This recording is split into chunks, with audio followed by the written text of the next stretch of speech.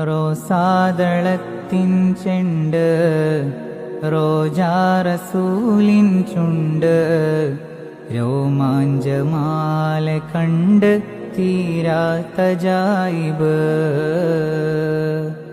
ചേലിൽ തിളങ്ങും കണ്ണ് താജിൽ വിളങ്ങും പൊന്ന്